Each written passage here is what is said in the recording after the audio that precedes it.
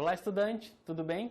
Estamos aqui para o nosso terceiro momento da Semana de Conhecimentos Gerais, cujo tema é Competências Socioemocionais nos Espaços de Trabalho, Preparação e Atuação.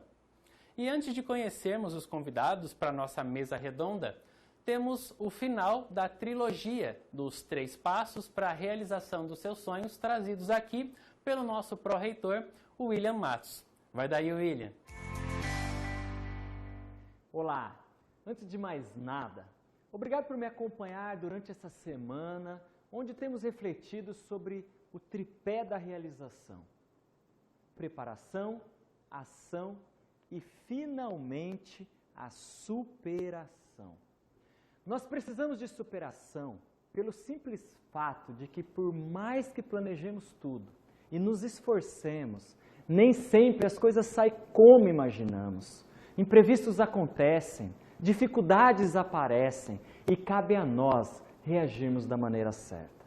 Por isso, 3 dicas para você que está precisando de superação.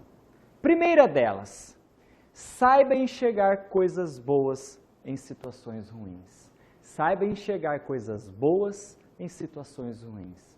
Se você entrar em um mar de vitimismo e autopiedade, você certamente falhará. É preciso enxergar os problemas como oportunidades também.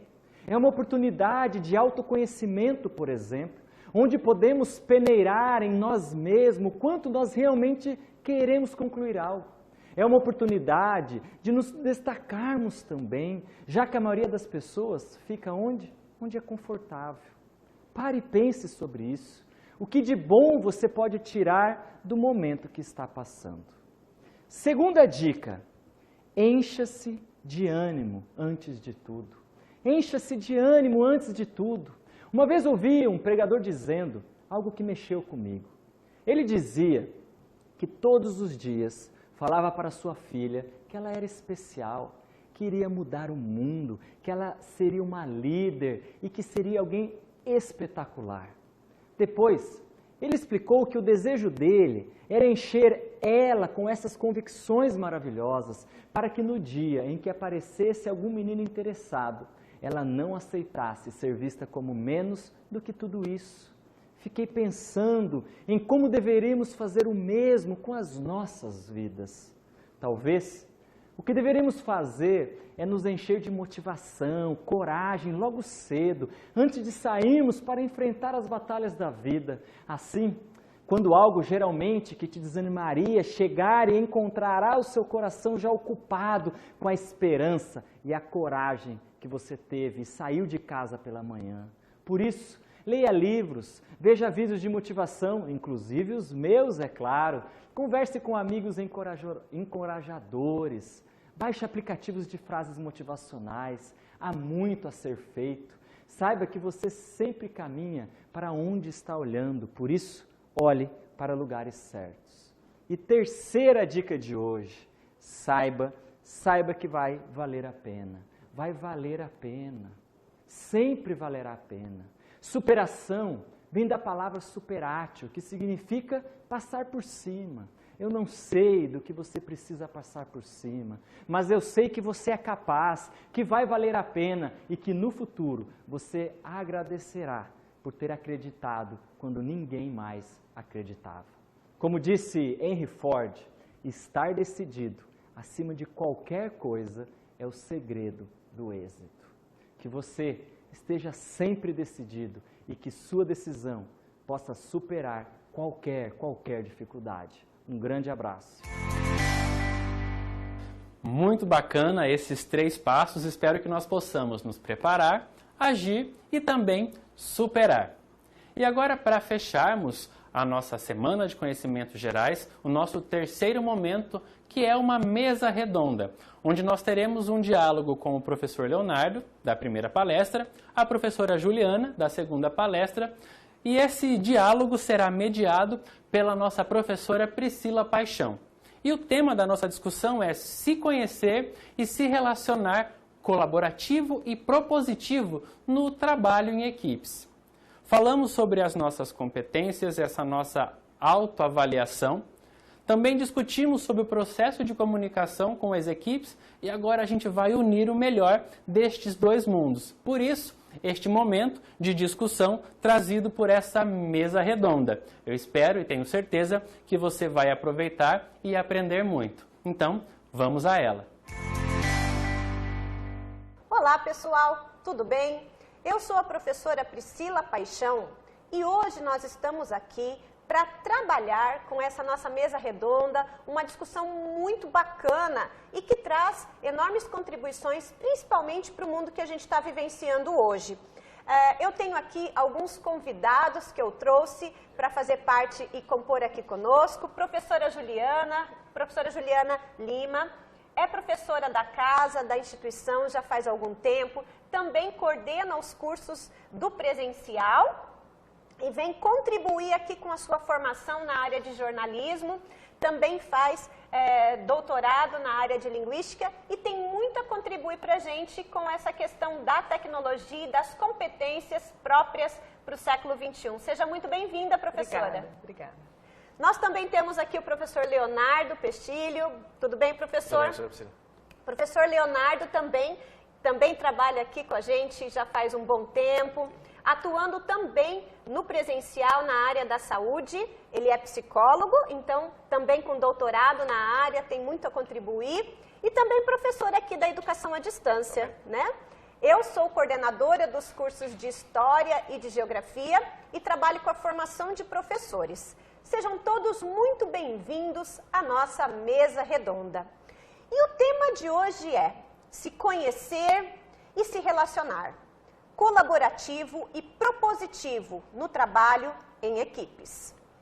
Quando a gente fala da ideia, né, de ser colaborativo, eu trouxe para vocês uma reflexão que já faz muito tempo de Charles Darwin, mas que diz que na longa história da humanidade, aqueles que aprenderam a colaborar e improvisar mais efetivamente têm prevalecido.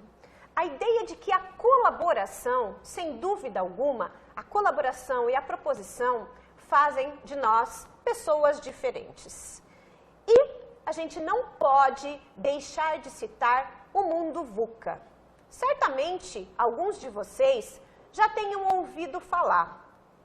Com toda a revolução, e a gente diz hoje que nós estamos vivenciando a revolução 4.0, vem trazendo para a gente esse conceito de um mundo VUCA.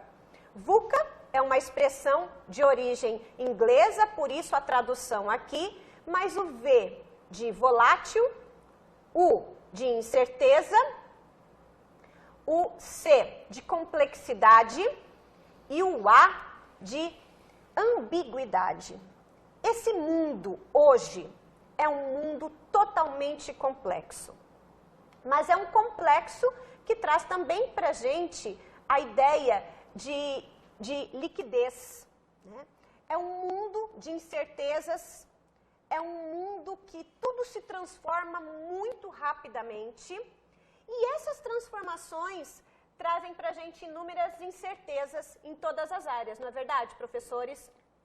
A gente tem, na perspectiva da psicologia, isso traz também um impacto muito grande, professor? Traz porque a gente tem dificuldade de saber lidar com a velocidade das mudanças que a gente tem hoje em dia, né? Então, muitas vezes a gente não está tão preparado assim para as mudanças ou para as novidades.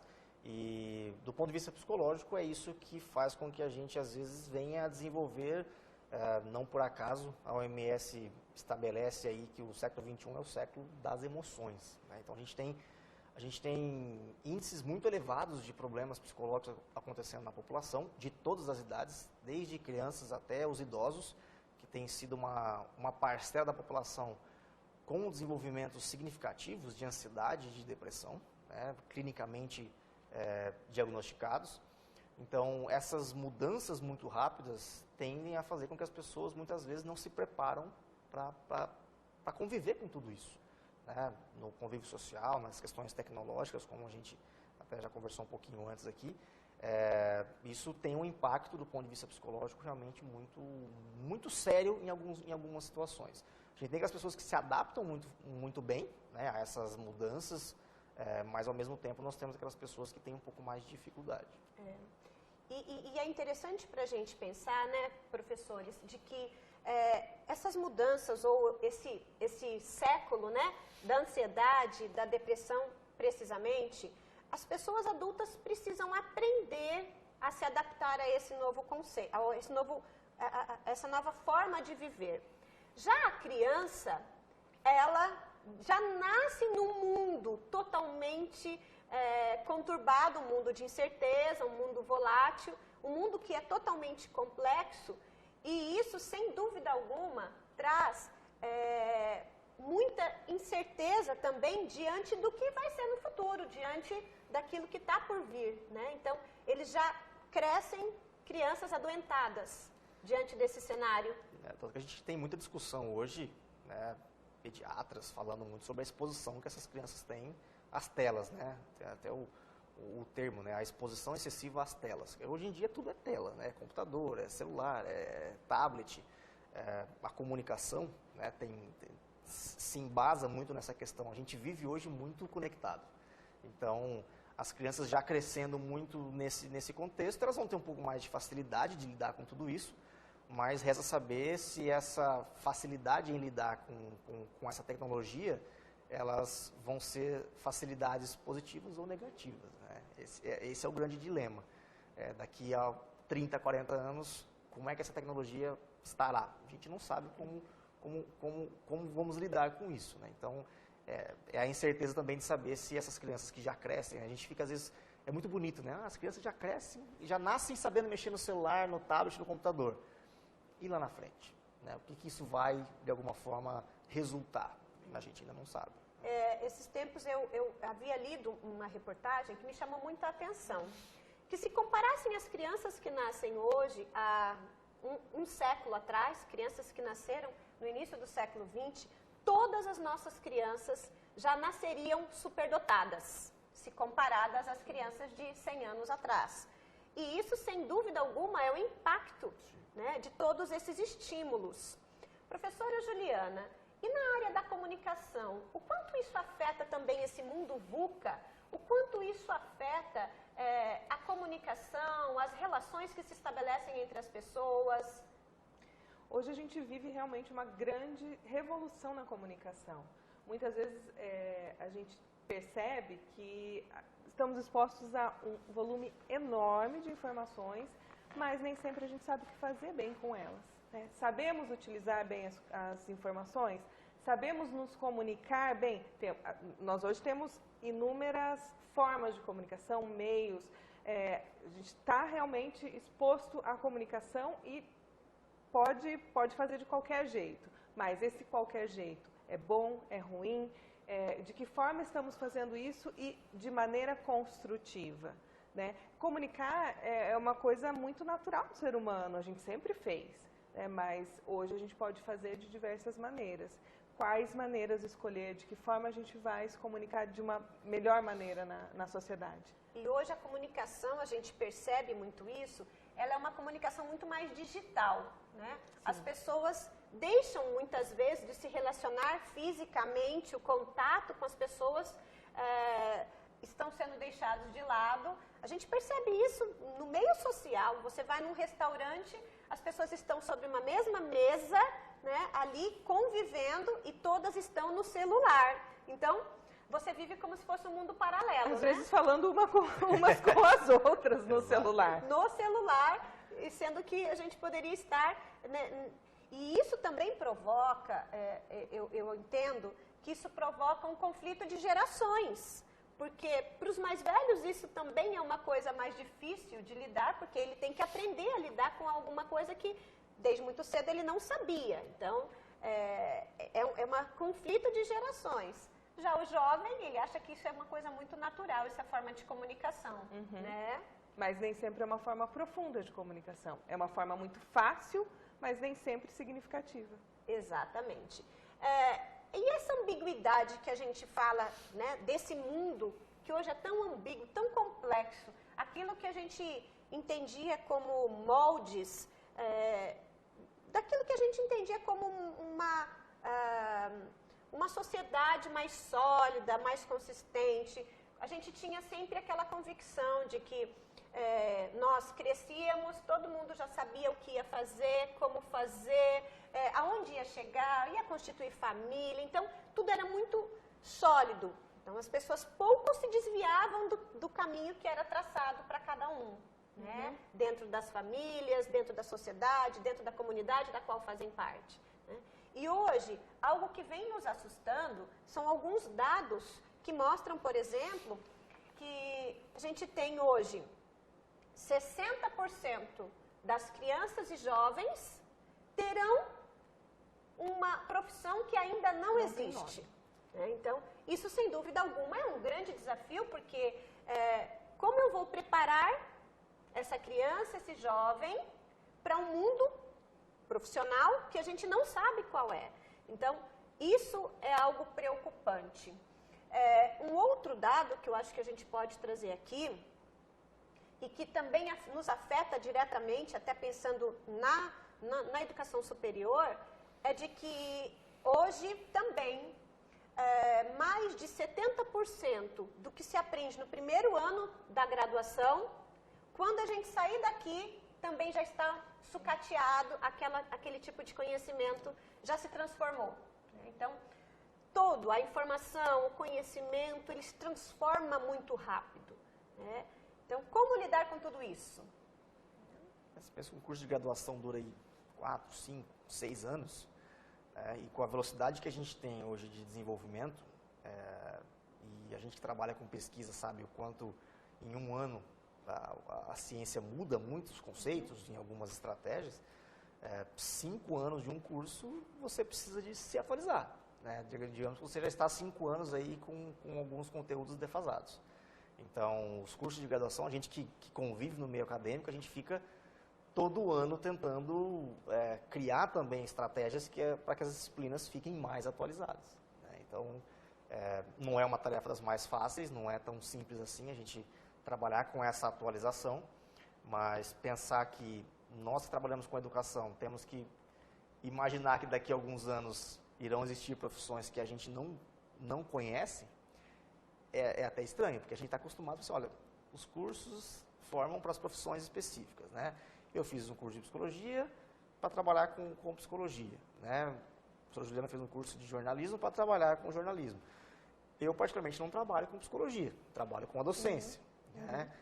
Eu falo que hoje o que eu menos estudo para orientar os meus alunos lá no mestrado e no doutorado é psicologia. Né? Então, isso também vai mudando com a gente vai se modificando até, às vezes sem perceber. Né? Às vezes até sem perceber. No caso da comunicação é um pouco diferente, porque a gente acaba vivendo as transformações. Né? Por mais que a gente esteja num ambiente teórico, acadêmico, a gente vive a transformação, a gente está presente nela. Mas uma coisa que eu sempre falo, por mais que mudem as técnicas, o fundamento continua sendo o mesmo. O ser humano continua precisando se comunicar. Né? Por mais que a ferramenta mude, a necessidade de comunicação continua existindo. Então, por isso, por mais que mudem os currículos das faculdades, mudem os cursos, a gente sempre tem que ter como base e pensar no ensino, de maneira geral, que o aluno precisa aprender a se comunicar, o aluno precisa aprender os fundamentos, porque a técnica vai mudar e nós não sabemos como ela vai mudar. Eu não consigo ensiná-lo agora, porque eu não sei o que vai existir daqui a 2 anos, mas eu continuo precisando ensiná-lo a importância da comunicação na sociedade, a importância da comunicação na informação. Né? Por que, por exemplo, eu não posso acreditar em tudo que eu ouço? Né? Então, são fundamentos que precisam estar presentes na educação e que não importa a ferramenta. A ferramenta realmente vai mudar, a gente sabe que ela vai mudar. E isso é uma constante, é o que não muda na nossa sociedade, a mudança. Não importa a área ou a profissão, né? Sim. Os relacionamentos humanos eles vão continuar existindo. Então, é bem isso. Saber onde eu estou inserido, né, a questão do contexto onde a gente se insere, é importante a gente saber se adaptar a esse contexto e é importante a gente saber também dialogar com o outro. Né? Isso facilita muito a aquisição de novas habilidades, de novas competências e tudo isso é o que a gente acaba discutindo aqui, né? Saber se manter em sociedade, digamos assim. Até para que a gente também não saia exatamente desse contexto que é próprio do ser humano, né? Um ser social. E eu trouxe também, gente, alguns outros apontamentos que efetivamente trazem alguns indicadores sobre esse mundo líquido que o Bauman colocou para a gente, sociólogo, Zygmunt Bauman colocou, né, dessa sociedade líquida, que é exatamente tudo o que nós estamos vivenciando.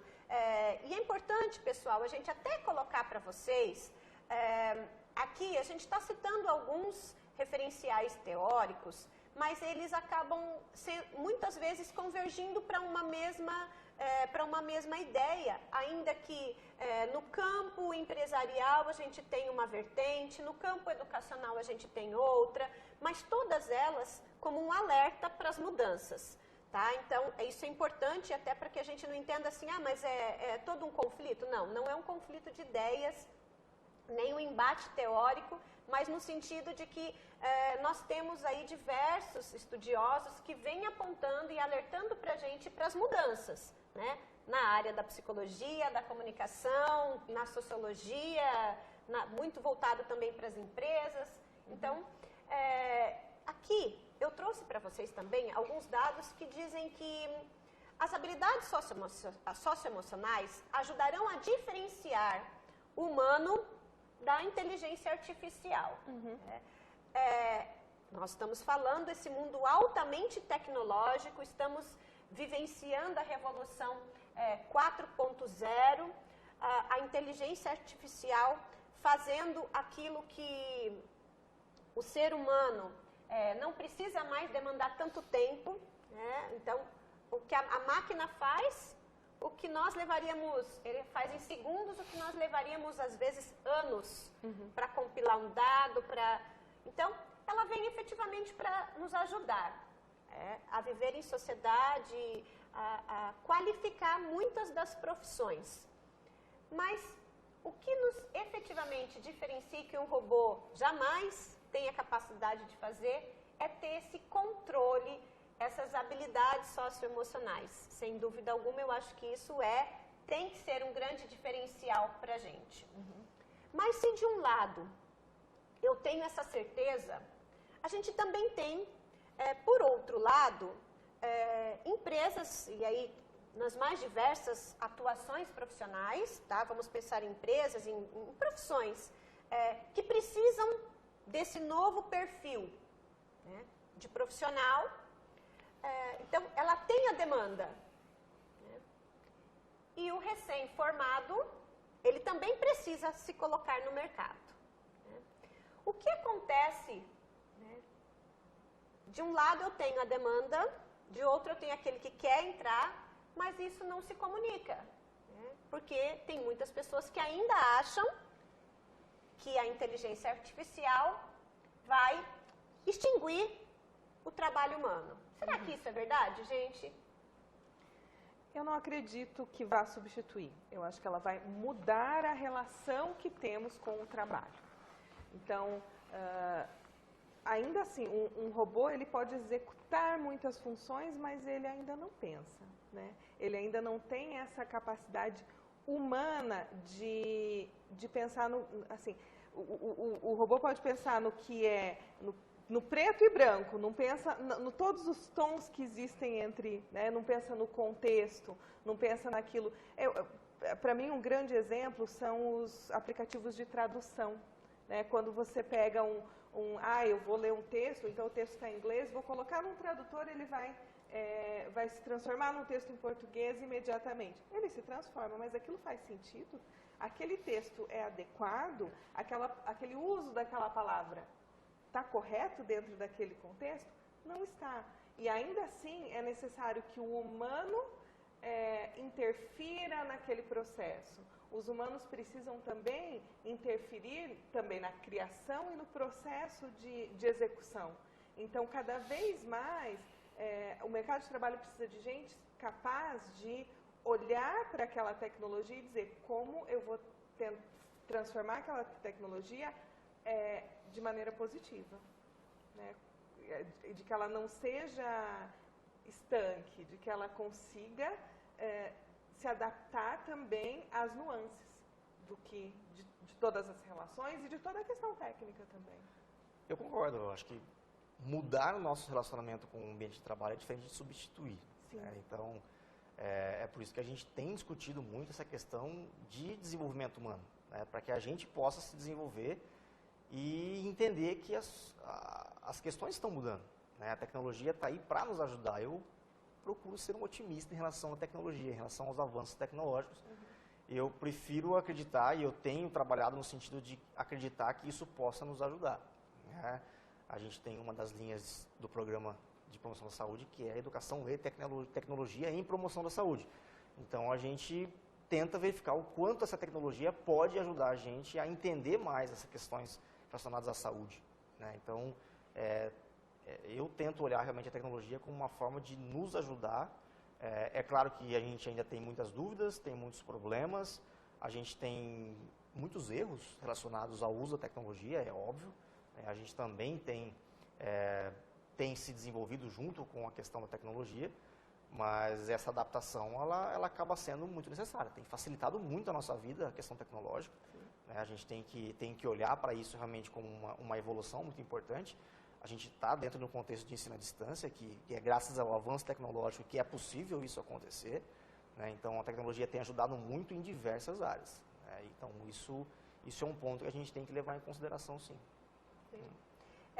E eu acho que vai de encontro muito ao que os professores estão colocando, com outro dado que a gente encontra, de que pessoas que têm mais desenvolvido essas competências socioemocionais, elas também se destacam e têm muito mais facilidade para aprender aquelas habilidades que são técnicas próprias da profissão. Então, uma coisa importante, gente, é entender que em nenhum momento houve ou há um esvaziamento da formação. Né? Nós continuamos trabalhando na formação técnica, profissional, dentro das mais variadas áreas do conhecimento. Mas o grande problema está em desenvolver essas competências comportamentais, habilidades que são socioemocionais e que são pertinentes para viver nesse mundo. Né? E quando a gente fala dessas habilidades, dessas competências, como eu sou da área da educação, eu não posso fugir disso, né? Na década de 70, a gente tem um relatório apresentado à Unesco, produzido por Jacques Delors. E ele coloca, lá na década de 90, 1990, dentro daquele contexto, isso é importante para a gente entender, que as coisas elas precisam estar dentro de uma temporalidade, para que a gente também entenda. Né? E naquele momento, Jacques Delors colocou para a gente os 4 pilares da educação. Né? Era um momento, vamos nos lembrar, de transição. Aqui no Brasil, especificamente, a gente coloca que para a educação, a década de 90 é um marco divisório, né? Um divisor de águas, porque a gente tem também a nossa LDB, Lei de Diretrizes e Bases da Educação, que é vigente até hoje no nosso país. E naquele contexto, então, dentro os 4 pilares que norteariam todo o processo educacional, a gente tem o aprender a conhecer, o aprender a fazer, o aprender a conviver e o aprender a ser. Então vejam, gente, quantas décadas já se passaram desse documento, ali apresentado pela Unesco, e a gente ainda está se discutindo isso no âmbito de que eu não consigo fugir, né? De pensar nessa perspectiva do aprender a conviver, do aprender a ser. Né? E muitas vezes as nossas graduações, e aí eu digo de modo geral, tá, gente? Não é uma expectativa de uma única instituição, de modo geral, da instituição, aqui vamos nos referenciar ao Brasil, de que a gente fica muito focado no aprender a conhecer, as habilidades técnicas da profissão, e a gente acaba esquecendo, muitas vezes, de pensar na perspectiva, né?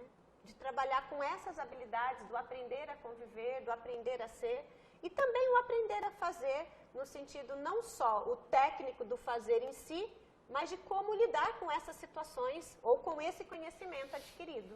Exatamente, e às vezes até aprender a falar sobre aquilo que eu sei, aprender a falar sobre o que eu conheço. Isso é fundamental, a gente precisa ter essa capacidade de compartilhar. Isso vem para essa revolução, né? Esse compartilhamento de informações, de que forma a gente pode compartilhar, qual é a melhor maneira e para qual público. Muitas vezes eu estou falando para uma criança, eu posso compartilhar com ela o mesmo conhecimento que eu compartilho com um adulto de jeitos diferentes, de formas diferentes. Usar a tecnologia para isso e usar também essa minha competência humana de adaptação. Dentro desse contexto, a gente tem aí então passado todas essas décadas, mas elas se fazem presente, principalmente no desenvolvimento dessas habilidades socioemocionais e que vem efetivamente, então, como o professor Leonardo colocou, na área da saúde, vem nos alertando sobre as doenças do século XXI, e como lidar com isso. E nós, enquanto academia, nós também temos uma responsabilidade muito grande. Né? O que a gente percebe é que o jovem hoje, ele não sabe trabalhar com a frustração, ele não sabe trabalhar com o erro, com o medo, né? Que são próprios e que geram aí a ansiedade, a depressão. Então, nós, enquanto academia, como nós poderíamos pensar em trabalhar isso, né? Ou também equilibrar aí esse quebra-cabeça entre esses 4 pilares? A gente tem visto no campo da psicologia que o desenvolvimento humano tem sido muito baseado no acerto, né? De que eu não posso errar, de que eu tenho que fazer tudo certinho, tudo direitinho. E a gente esquece de ensinar para as crianças e para os jovens que a gente é formado de emoções positivas e negativas, né? E ao invés da gente ensinar para o jovem, para uma criança, que ela tem que sempre, lá na escola, tirar 10, por exemplo, né? Mas, poxa, a avaliação ela vai de 0 a 10, e ela pode tirar 0. Né? De alguma forma, isso é possível, né? Digamos assim.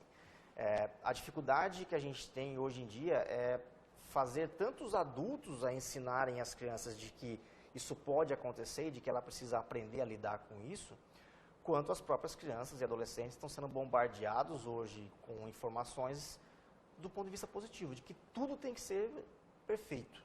Né? A gente sabe que a vida não é. Então, não adianta a gente ensinar só as técnicas se a gente não ensinar para a população como um todo, de que essas técnicas elas são necessárias para que a gente possa saber o que fazer com elas. Não adianta só passar técnica em cima de técnica se eu não ensinar o que fazer com tudo isso, como se adaptar a todo esse processo. Né? Então, acho que um dos principais problemas que a gente tem hoje do ponto de vista de desenvolvimento é querer que tudo dê certo. Né? Sempre como se fosse uma geração do acerto. E aí, obviamente, a gente tem os problemas de frustração, de não saber lidar com os problemas, de não saber lidar com os erros, né? De que, poxa, eu não posso errar. Por que não? Né?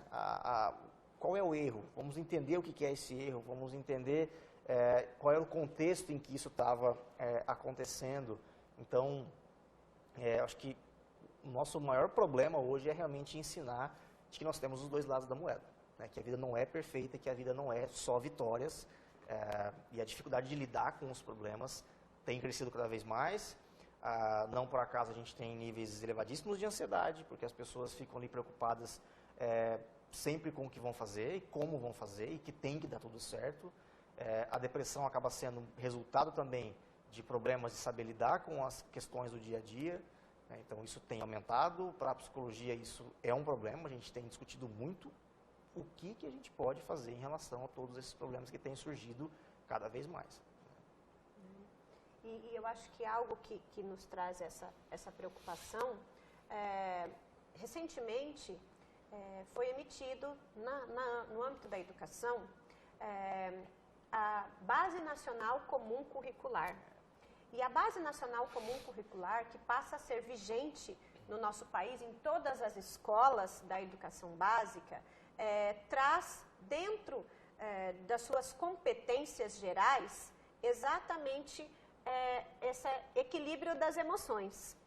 Então, isso é realmente algo preocupante no mundo que a gente vive hoje, tanto é que hoje ela se torna uma competência exigida e necessária de ser desenvolvida na escola, né? A gente sabe que existem aí diversos programas, iniciativas que vêm trabalhando com as emoções desde a mais tenra idade na escola, né? Porque as pessoas não sabem mais lidar com as emoções, então a escola se torna responsável também em lidar com essas emoções e trabalhar paralelamente ou conjuntamente com o conhecimento, A escola não pode ser só um ambiente de conhecimento técnico-científico, né?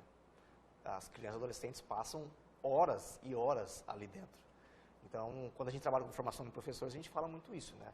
A função de vocês não é só ensinar o conteúdo pelo qual vocês estão estudando, né? Vocês estão lidando com seres humanos, vocês precisam saber lidar com todos esses problemas que estão no dia a dia. Não só chegar ali e falar o que tem que ser falado do ponto de vista técnico-científico. Aproveitando o gancho que a professora Juliana falou, uma das principais dificuldades que a gente percebe hoje é que as pessoas não conseguem falar sobre os próprios sentimentos, sobre as próprias emoções, sobre as próprias dificuldades, né? Com o avanço tecnológico, a gente tem acompanhado um boom de vidas maravilhosas nas redes sociais. Está tudo lindo e tudo maravilhoso. E aí, quando você começa a ver os bastidores, você começa a ver que não é tão lindo e maravilhoso assim. Porque a gente tem dificuldade em falar, principalmente em falar sobre os problemas, em falar sobre as dificuldades, porque isso socialmente vai me transformar numa pessoa mais fraca, vai me tornar numa pessoa que eu não vou arrumar um emprego, né? Então, como é que eu vou, numa entrevista de emprego, falar que eu tenho dificuldades em determinadas áreas? A pessoa não vai me contratar, né? Então, a gente tem até entre aspas, uma brincadeira no contexto da psicologia, que nas entrevistas de emprego, o principal defeito é o perfeccionismo. Perfeito. O meu defeito é o perfeccionismo, né? Então, isso começa a virar até banal você trabalhar com conceitos que, assim, as pessoas estão tendo dificuldade de falar sobre si próprios, né? Então, a gente fala muito de convívio social, mas a gente precisa falar de convívio próprio, né? As pessoas têm dificuldade de conviver consigo próprias, né? Eu acho que isso também tem a ver com essa ideia de competitividade, né? Eu sempre tenho que ser melhor do que o outro. E vai ao contrário dessa ideia de compartilhar, de que tudo, nessa nova sociedade, a gente precisa compartilhar. A gente precisa não só compartilhar os nossos sentimentos, mas compartilhar conhecimento, compartilhar oportunidades, né? E isso, acho que ao mesmo tempo que vem crescendo, que muita gente vem percebendo que isso já é uma realidade, às vezes as pessoas se tornam cegas por conta de ver vidas perfeitas nas redes sociais, por estarem o tempo todo acompanhando. Então, assim, hoje a vida de uma celebridade está muito mais próxima da minha, né? Eu consigo ver o dia a dia dela e, nossa, que vida perfeita. Mas as pessoas não param para pensar o que vem por trás disso. Eu sempre falo, aquela foto da blogueirinha, né? Com a roupa da moda, com o acessório da moda que a gente segue ali nas redes sociais, mas quantas pessoas por trás dela tem para montar aquela fotografia, né? Ela fez cabelo, ela fez maquiagem, tem alguém iluminando, tem alguém rebatendo a luz ali para saber se está dando reflexo, se não está. Então, assim, é toda uma construção também.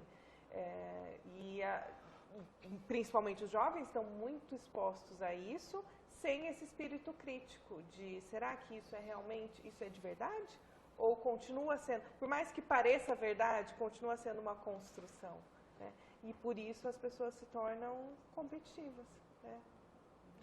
Dessa maneira. E de querer muito se igualar também, né? Exatamente. As redes sociais hoje, a internet, fazem com que as pessoas se sintam muito mais próximas das celebridades. Poxa, eu sou amigo de fulano de tal na rede social. Mas o que é essa amizade, né? Como é que a gente trabalha com essas relações? O próprio conceito de amizade foi reestruturado, né? Exatamente. né? As relações hoje se tornam amizades. Ah, porque eu sigo fulano de tal, né? Porque fulano de tal me segue. Então se torna é difícil entender um pouco dessas relações, porque a gente começa a criar novos conceitos para termos que a amizade mudou. O conceito de amizade se mudou muito, né? Então, o que é realmente, quem são os meus amigos realmente, né? São os meus amigos do convívio social físico, são os amigos das redes sociais, né? O senhor está falando das construções. Ontem eu vi uma notícia de uma pessoa famosa na internet que colocou várias fotos nas redes sociais dela, como se ela estivesse em Bali, né? E aí, acho que poucos dias depois, ou poucas horas depois, ela fez um vídeo para uma outra rede social, explicando que todas aquelas fotos, elas foram tiradas em uma empresa de departamentos, de imóveis, né? Então, existiu toda uma produção para que aqueles móveis que aquela empresa vendia fossem simulados como se ela estivesse em Bali, né? E aí várias pessoas admirando, porque eu também estou aqui. E ela falou assim, olha, o cuidado que a gente tem que ter com as redes sociais, né? E realmente a gente tem consumido muita mentira, vamos colocar assim, né? A gente tem consumido muita mentira e a gente tem acreditado que essas mentiras são realmente a realidade, o que é um problema. Mas é difícil saber, né? A gente sentado no nosso computador, no nosso celular, é difícil a gente saber se aquilo que a gente está recebendo é realmente verdade ou não, né? E aí a dificuldade da gente ter um juízo crítico sobre tudo isso. E esse é o papel da educação. Exato. Esse é o papel de a gente estar informado e refletir sobre as coisas, ter esse espírito crítico de saber questionar. Desculpa. Isso é uma verdade? Ou isso foi construído? Como? Esse questionamento é fundamental. Que, como a professora falou, é uma das atividades que as máquinas ainda não fazem, né? Resolver problemas é diferente de resolver conflitos, por exemplo, né? Ter essa capacidade de julgamento ainda é uma dificuldade. Ela pode trazer o dado para a gente, Exato. mas o que a gente vai fazer com esse dado é só o homem, né? Uhum. É só Exato. o humano, né? Gente, e tudo isso traz para a gente aquilo que a gente ouve também muito falar hoje com a questão de competências. Eu preciso desenvolver competências. Para vocês terem uma ideia, gente, quando nós estávamos aqui planejando essa mesa redonda, eu fiz uma busca na internet e foi proposital fazer uma busca ampla sobre competências, tá? A gente tem muita coisa, né? Muita coisa, coisas efetivamente de grandes pesquisadores, sem dúvida alguma, mas também a gente tem ali uma porção de coisas de pessoas que pegam uma coisa daqui e faz aquilo que a gente chama de uma coxa de retalhos e muitas vezes não tem propriedade naquilo que está discutindo, mas traz ali porque hoje a gente precisa desenvolver competências, né? Eu trouxe para vocês o conceito de competência e o conceito de competência aqui para gente, que a gente usa no Brasil, é um conceito de Philippe Perrenot, que é um pesquisador que traz para a gente o conceito de competências e de habilidades, também não é de agora, é também da década de 1990, e naquele mesmo contexto dos 4 pilares da educação, a gente vem trazer o conceito de competência como a mobilização de conhecimentos, de habilidades e de atitudes. Algumas áreas do conhecimento que trabalham com gestão de pessoas acabou denominando isso como a sigla chá, né? Que era a mobilização dos conhecimentos, das habilidades e das atitudes, mas para resolver demandas da vida social, da vida do dia a dia, né? Então, a competência, gente, nada mais é do que efetivamente utilizar daquilo que a gente tem, não só a habilidade técnica, mas também aqui comportamental, de atitudes e de valores.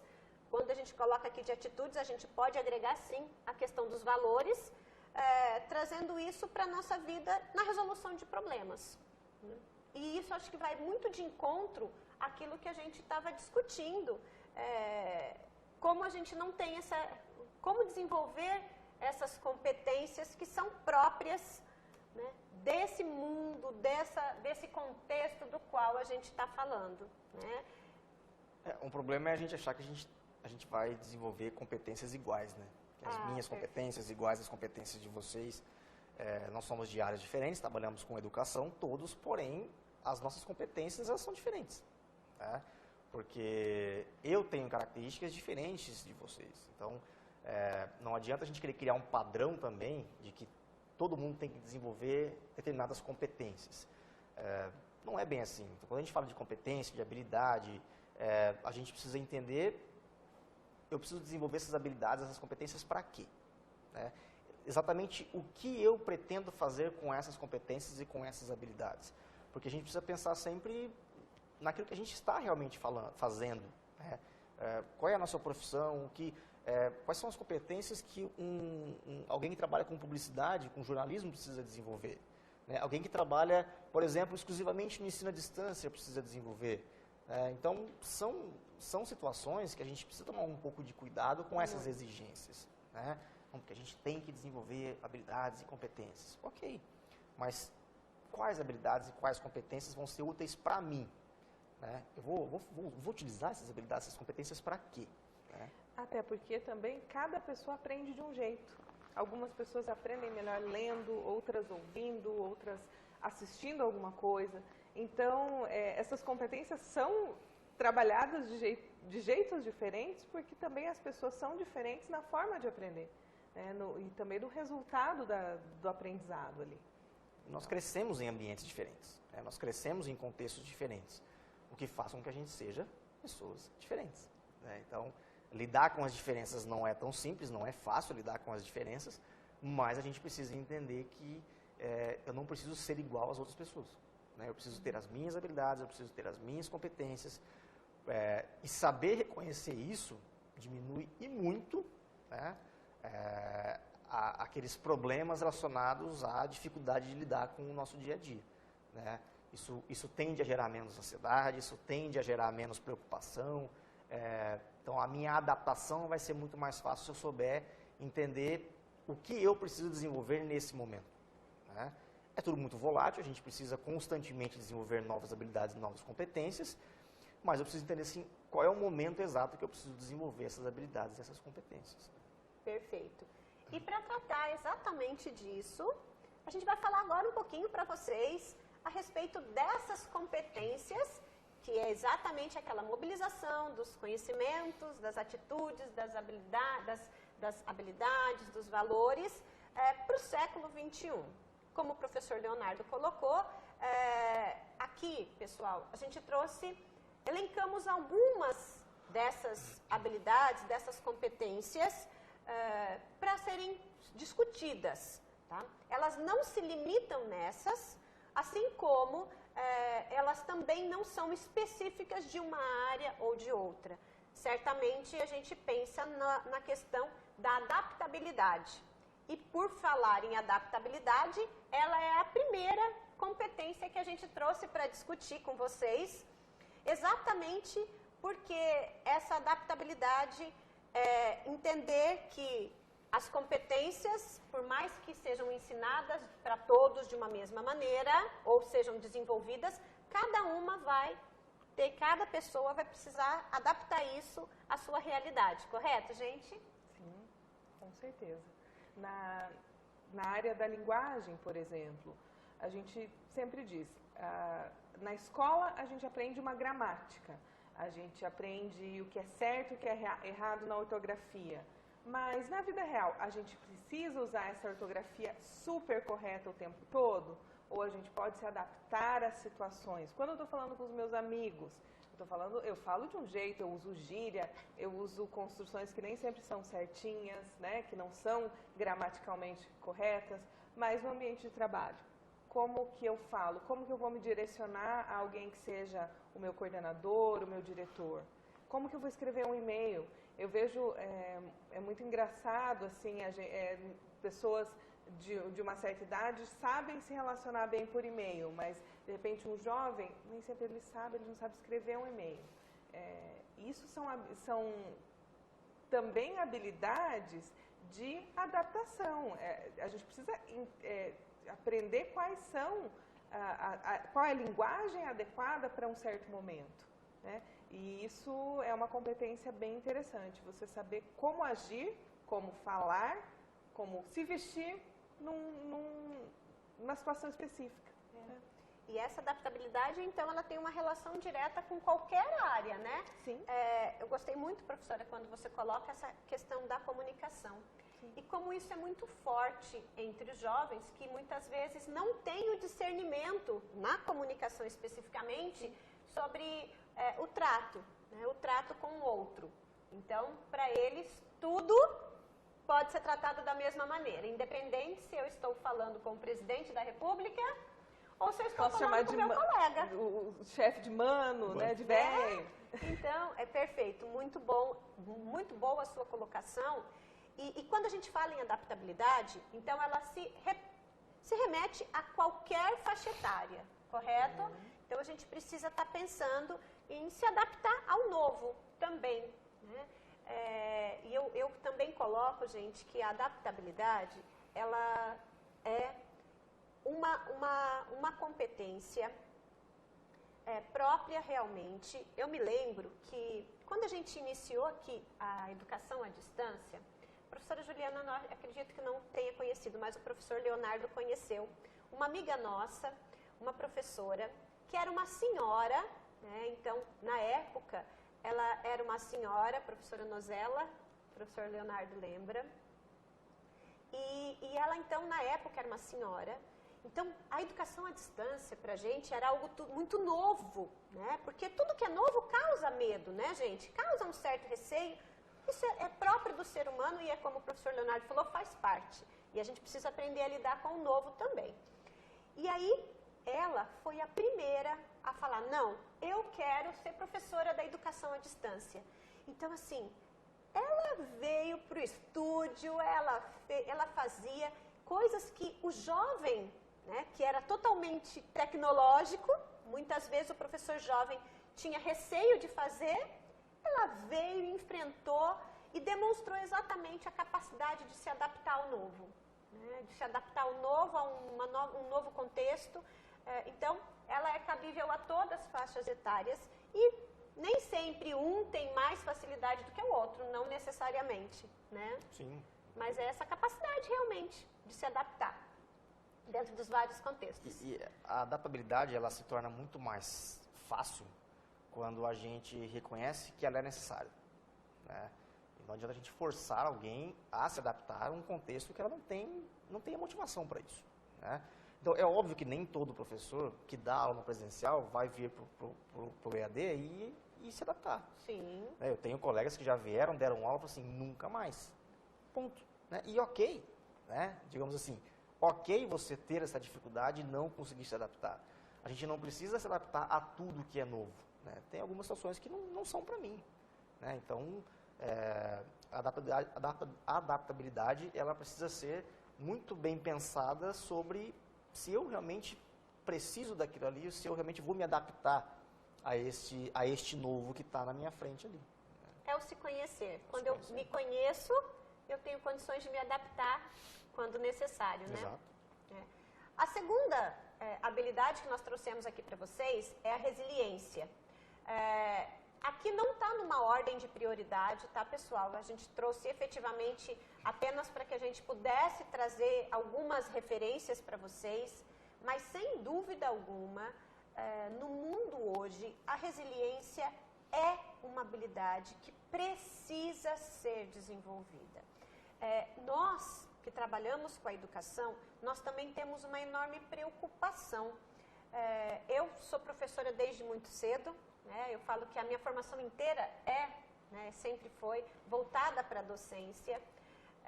E eu me lembro, gente, quando na minha época de juventude ou de escolaridade da educação básica, nós, certamente, eu entendo que o professor Leonardo, a professora Juliana também comungam da mesma ideia, a gente não desistia nunca, tá? E com uma coisa muito simples, né? Prova. O professor entregava a prova. Por mais assustador que fosse aquele momento, aquela situação, por mais difícil que estivesse ou que eu não soubesse nada, tá? Ninguém nunca entregava uma prova sem fazer. as pessoas efetivamente buscavam aquilo, por mais que a dificuldade fosse tremenda, ainda assim persistia, era resiliente. E hoje, a gente percebe que parece que isso tomou conta da sociedade como um todo. Como as pessoas, algumas mais intensidade, outras menos, mas como as pessoas têm dificuldade em ser resilientes, né? Qualquer dificuldade que aparece na vida, desiste. É mais fácil eu desistir. É mais fácil eu falar que eu não sei. Né? O que a gente pode falar isso hoje para os nossos jovens e como que a gente pode pensar na resiliência e como desenvolver essa resiliência, gente?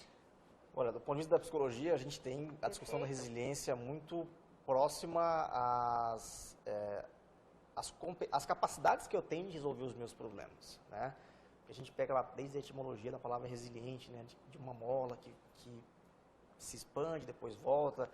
Então, a gente pensa muito a resiliência naquela capacidade que eu tenho de, às vezes, me desarrumar e ter um retorno a um estado mais tranquilo, né? Então, a gente tem muito essa questão das desistências, né?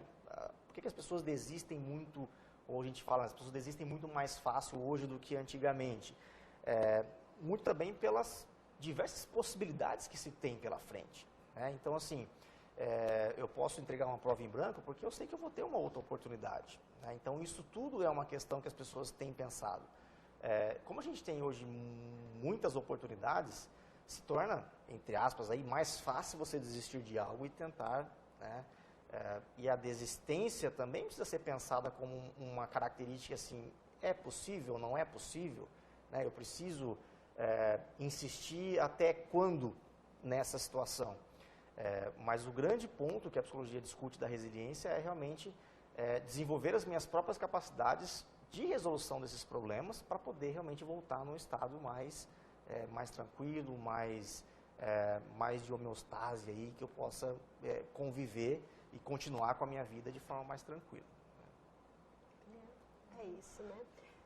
Um outro fator importante, gente, eu já disse que as habilidades aqui não são colocadas dentro de um grau de importância e elas também vão se comunicar muito, porque uma depende da outra e em alguns momentos elas até acabam fazendo ali toda uma junção.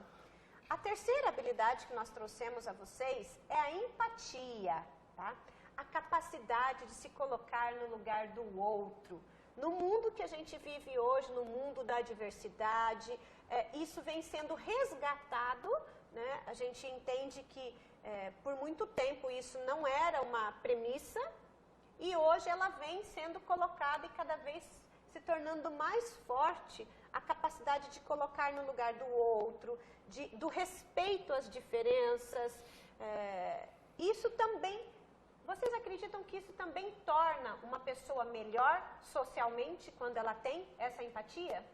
Sim, principalmente quando ela é capaz de se colocar no lugar do outro, ela também é capaz de evitar um conflito, né? Quando ela pensa em como será que alguém vai receber alguma coisa que eu estou falando, ela de repente pode inclusive evitar falar alguma coisa que possa ofender, que possa gerar uma reação negativa, né? Então a empatia tem a ver com isso, em se colocar no lugar do outro, ver o quanto o que eu posso dizer, o quanto a forma como eu estou agindo com alguém pode impactar nos sentimentos dessa pessoa, né? Quanto eu posso ter uma influência também naquilo que a pessoa está sentindo ou aquilo que ela está passando. Um dos grandes problemas da empatia hoje em dia é aquela competitividade que a professora Juliana falou. Sim. Né? O mundo está muito competitivo e a gente precisa sempre chegar em primeiro lugar, a gente precisa sempre vencer, digamos assim. Né? Isso atrapalha bastante realmente a questão da empatia. Acho que é por isso que a gente tem tentado resgatar cada vez mais ou desenvolver cada vez mais essa questão da empatia.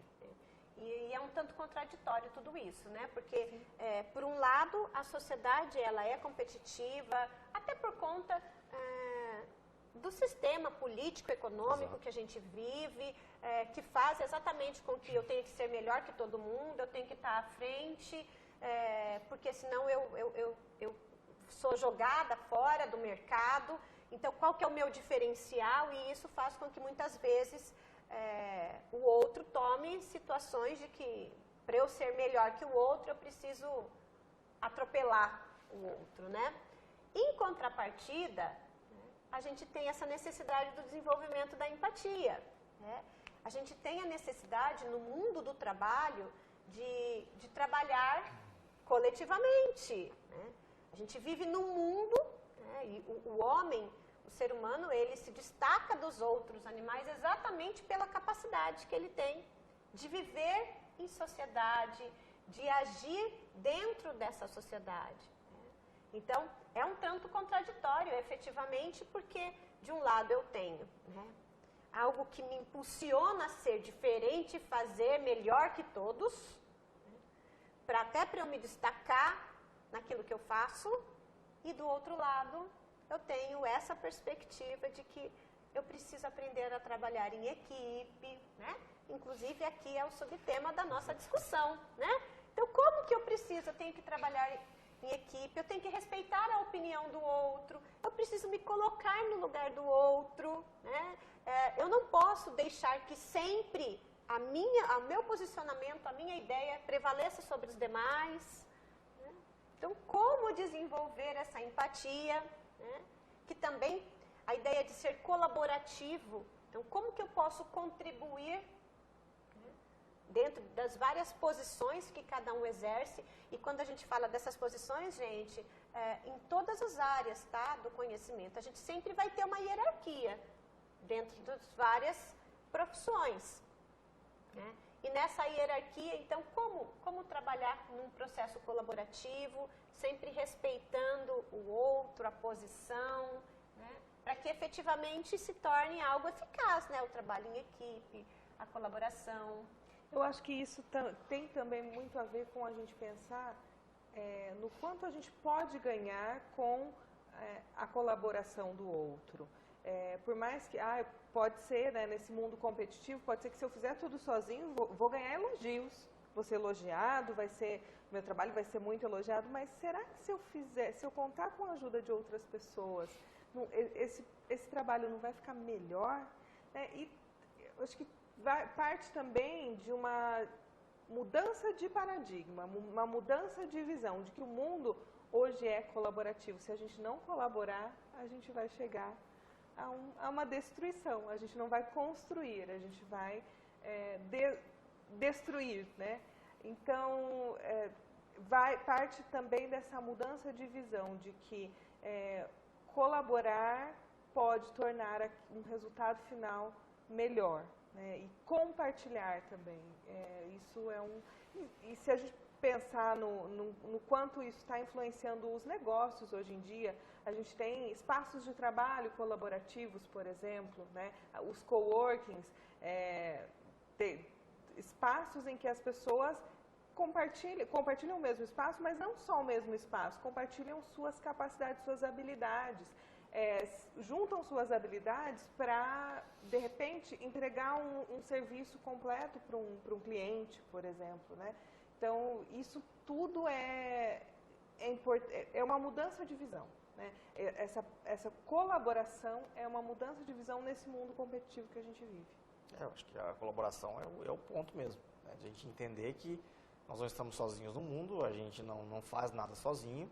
Então, ter a consciência de que o outro também tem voz é muito importante, né? No ambiente de trabalho a gente discute muito isso, né? Aquela questão, vamos trabalhar os relacionamentos entre as pessoas, vamos trabalhar a comunicação, porque tudo isso é necessário, né?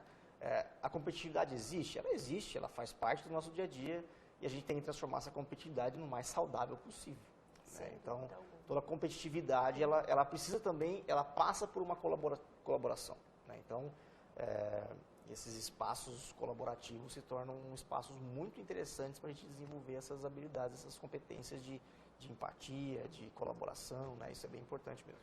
E a gente pensar também que cada um tem habilidades diferentes, né? Ninguém é tudo. Não. Então, se a gente consegue contar com a habilidade do outro, talvez aquilo que a gente entrega é muito melhor do que fazer sozinho.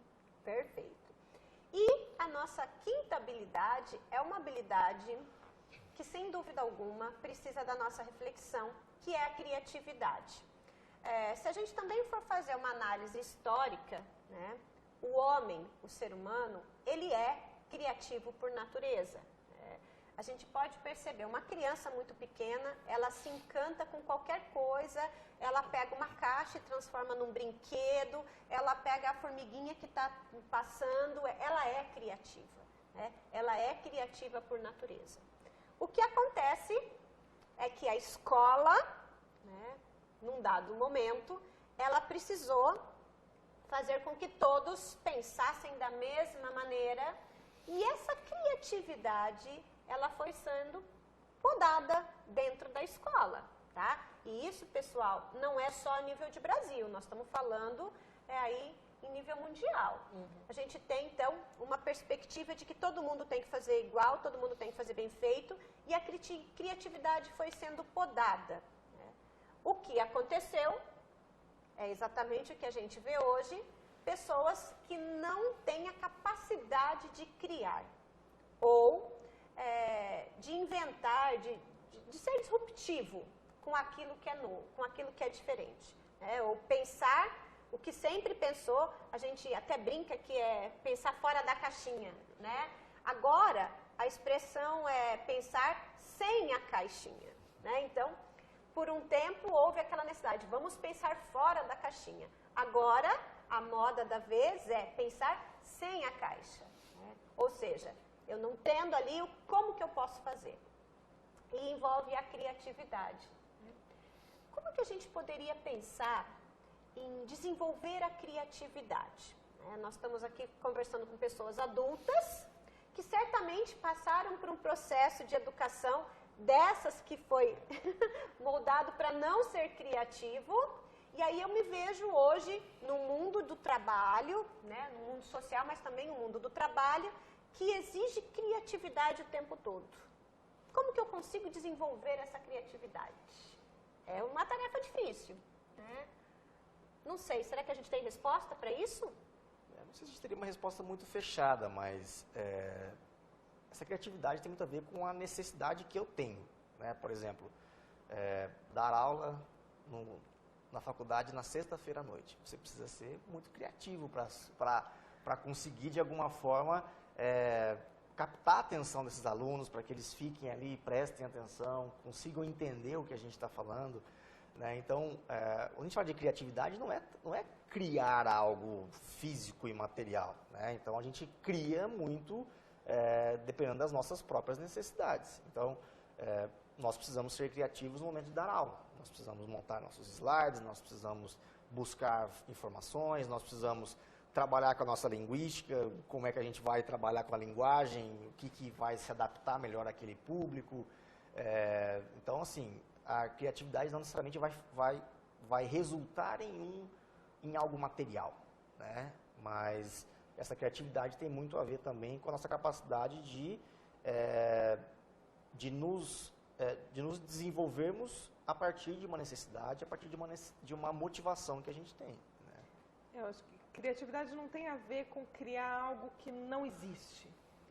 Muitas pessoas pensam que só é criativo quem inventa, aquele inventor. Às vezes não, às vezes tem a ver com adaptabilidade, com você conseguir adaptar alguma coisa que já existe para uma outra função, né? Você pode criar algo novo a partir daquilo que já existe. Uma outra forma de ser criativo é você se alimentar de muitas coisas. Então, ler coisas diferentes, assistir programas diferentes, estar em ambientes diferentes e conviver com pessoas diferentes, conversar com pessoas diferentes. Acho que isso, a gente sempre fala na área de publicidade, na área de criação, né? A gente tem profissionais de criação, né? Eles são os criativos. E o que se busca muito nesse profissional? Qual é a competência? É o repertório. A pessoa precisa ter experiências que tragam criatividade para aquilo que ela vai fazer. Ninguém cria do nada. Absolutamente nada é criado do nada. Né? Já tem aquela, nada se cria, tudo se copia. A gente não está dizendo que é necessário copiar, mas que muita coisa do que se cria, ela é uma adaptação de algo que já existe a partir de outros conhecimentos. É você trazer um conhecimento de uma área para outra, por exemplo. Isso também é criatividade. E, professora, quando você coloca a respeito do repertório cultural, né, de estar aberto a tudo isso, para vocês terem uma dimensão, a gente não trouxe aqui especificamente a discussão do repertório cultural, mas ela também é uma competência que também está lá na educação básica e que hoje é urgente, né, porque, de fato, eu só me torno uma pessoa mais criativa diante das situações que me são colocadas, diante das necessidades, se eu tenho esse repertório cultural. Então, leiam mais, façam coisas que vocês não têm o hábito de fazer. Dizem que até, às vezes, se você faz o mesmo trajeto da sua casa para o trabalho, mude o trajeto, né?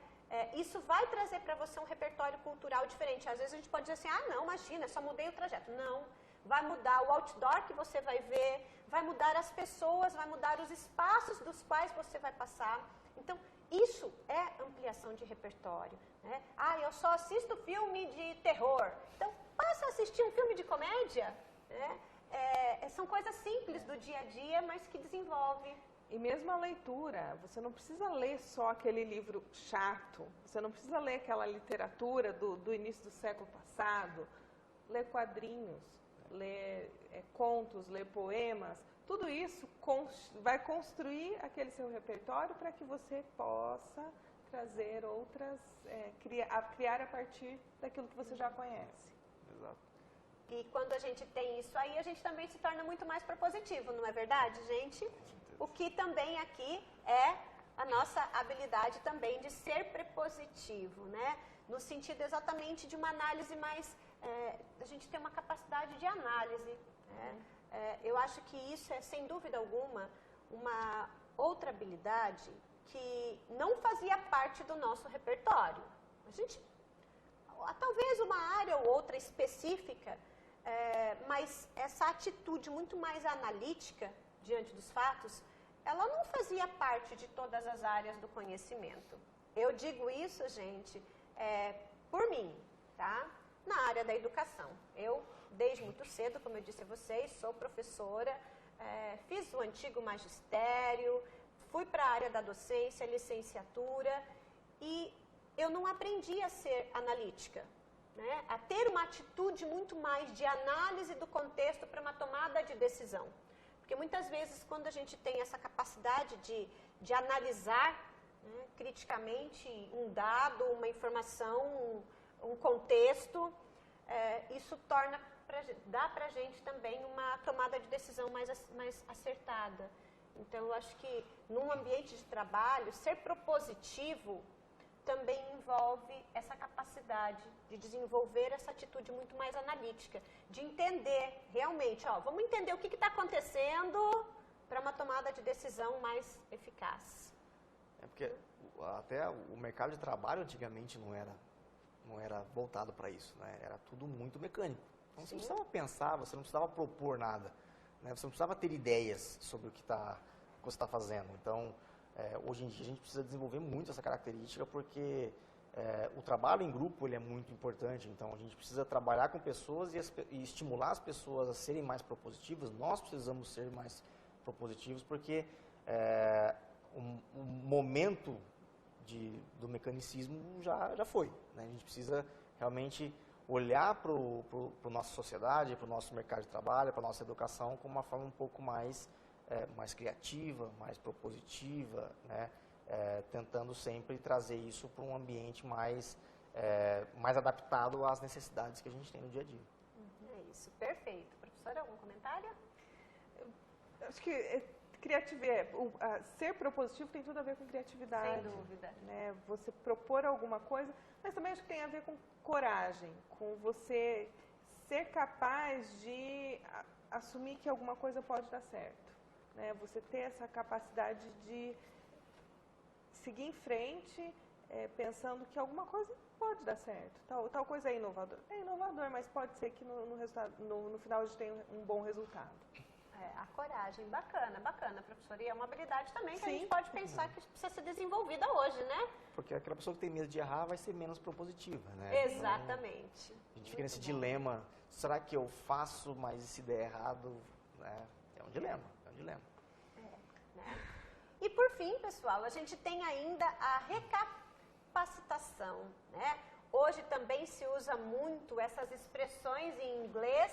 Eu sempre digo que, e eu trouxe aqui para vocês em português, e vocês puderam perceber que a gente não usou aqui alguns termos mais atualizados, até porque eu entendo que isso também não é algo totalmente novo, mas a possibilidade da gente usar isso num termo em inglês agora também é algo do modismo, da gente usar esses termos em inglês, né? A gente vem se apropriando, daqui a pouco o dicionário nosso vai ter que também ser ali, já existem efetivamente alguns dicionários, alguns termos técnicos que vêm aí em alguns livros, mas brincando aqui com vocês, a ideia de ampliação do nosso dicionário com esses conceitos, porque hoje é a bola da vez trabalhar com essas expressões em inglês. Mas nada mais é do que trabalhar essa capacidade da gente construir novas habilidades o tempo todo.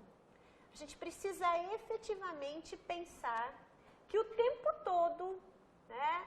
Então, como a gente já disse, o jovem, o adulto, o idoso, a todo tempo a gente tem que estar se recapacitando, e aí essa é para a vida, né? Acho que o jovem está mais acostumado, né, a fazer essa recapacitação, mas o adulto, o que eu percebo é que essa necessidade de reaprender, ela vem, os ciclos são mais curtos, né? Nessa nossa era contemporânea, a gente precisa reaprender em ciclos mais curtos. Antes, primeiro, não se pensava nem em mudar de profissão, né? Antigamente não se pensava nisso.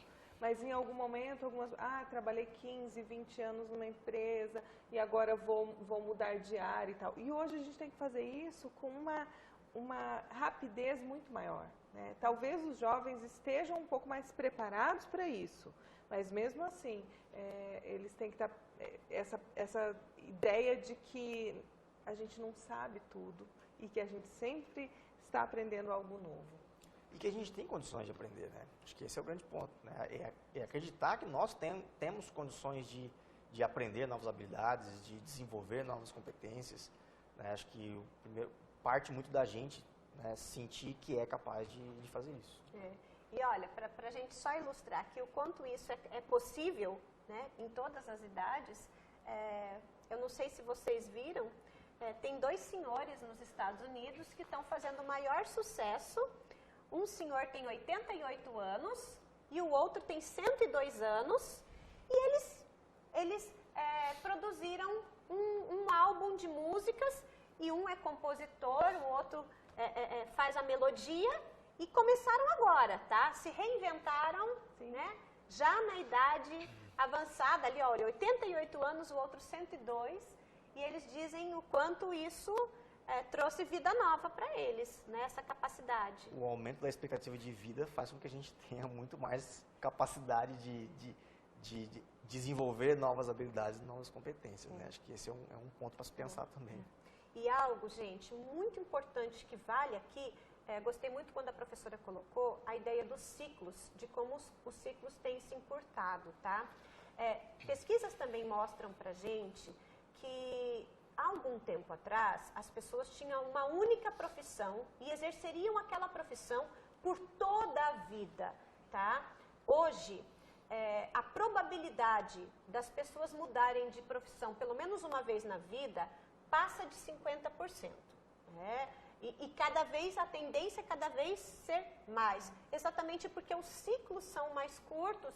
Então, certamente na nossa vida, a gente vai precisar ali mudar né, uma nova profissão ou uma área que tem uma ligação, mas se reinventar novamente.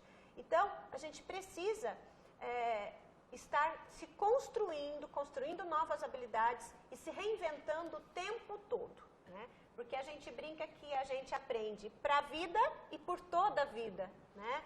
Então, a gente aprende para a vida pessoal, a vida profissional. Então, tudo isso, sem dúvida alguma, traz uma riqueza, né, de repertório enorme, tá? Pessoal, a gente vem se aproximando aqui do nosso fim da nossa discussão, mas antes de eu finalizar aqui a discussão, eu gostaria de passar a palavra ao professor Leonardo para encerrar aqui o nosso bate-papo e dar aqui um parecer de toda a nossa discussão. Depois eu passo para a professora Juliana também fazer o mesmo, tá certo?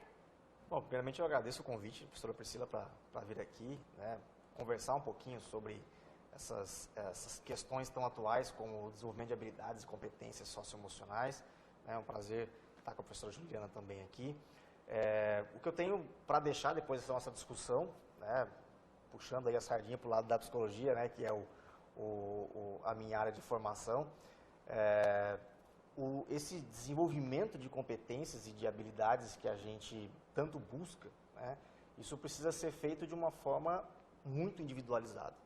Ou seja, não adianta a gente colocar todo mundo no mesmo pacote e achar que todo mundo vai desenvolver as mesmas habilidades, as mesmas competências e que vão desenvolver ao mesmo tempo, né? Como a professora Priscila falou, até a educação tem repensado muito essa questão de todos aprenderem ao mesmo tempo os mesmos conteúdos, né? Então, o grande ponto, acho que a questão-chave de tudo isso é sempre buscar um autoconhecimento, é sempre buscar se entender melhor, entender quais são as nossas preocupações, quais são as nossas motivações, quais são as nossas necessidades, né?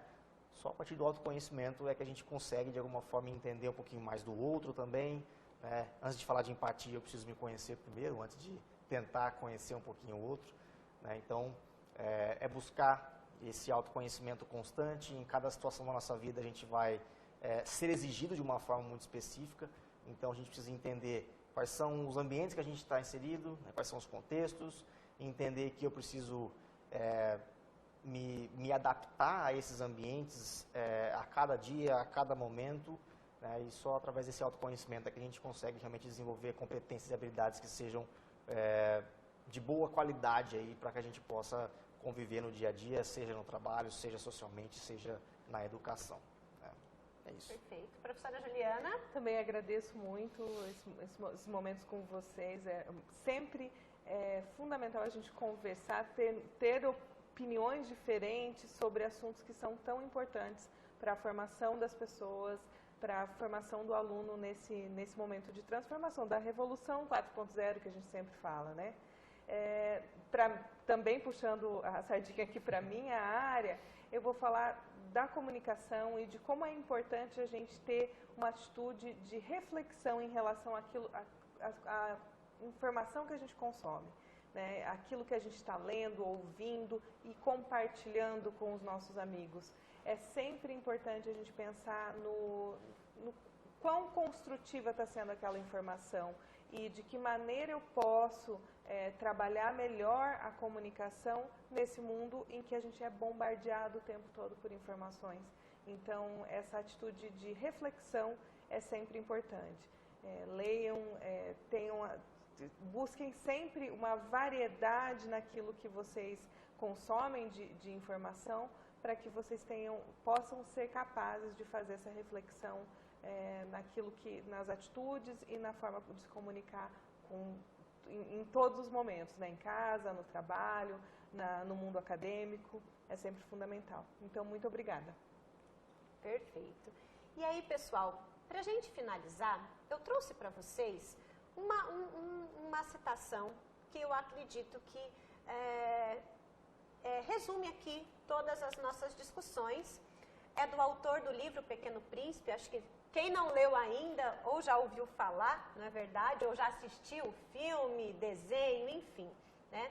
E ele diz o seguinte: se você quer construir um navio, não reúna pessoas para coletar madeira e não atribua tarefas e trabalho a elas. O ideal é ensiná-las a ansiar pela imensidão infinita do mar. Gente, ilustra muito aqui o encerramento das nossas discussões. A capacidade de desenvolver essas competências, elas extrapolam as competências técnicas profissionais. Você escolheu cursar aqui conosco na Unicesumar, aqui nas diversas áreas, né? Curso tecnólogo, bacharel, licenciatura, e não importa a área da qual você está estudando e você está almejando a profissão. Não deixe de estudar, não deixe de desenvolver as habilidades técnicas, mas pense sempre que você pode se conhecer melhor e você pode se relacionar melhor. E quando a gente tem esse autoconhecimento que o professor Leonardo colocou, quando a gente tem a capacidade de filtrar a comunicação, de filtrar essas formas daquilo que chega até a gente, quando a gente tem bem desenvolvido essas habilidades, dentre as quais nós listamos algumas delas, e como eu disse, todas elas estão interligadas e a gente nem sabe qual é mais ou menos importante, qual se adapta melhor a uma ou outra área. Todas elas fazem parte da nossa vida pessoal, da nossa vida profissional. Então, ousem fazer melhor, ousem serem pessoas melhores. E a gente consegue isso desenvolvendo essas habilidades socioemocionais. Nós vamos ficando por aqui, mas eu também quero, além de agradecer aos professores e terem aceitado esse convite, foi muito prazerosa essa discussão, pessoas que têm um conhecimento enorme de causa para vir aqui e trazer toda essa contribuição. Isso é algo fantástico, mas eu quero também agradecer a você que está aí conosco e que ficou aí conosco durante todo esse tempo nessa discussão, tá bom? Então, nós ficamos por aqui e até uma próxima. Até mais, gente!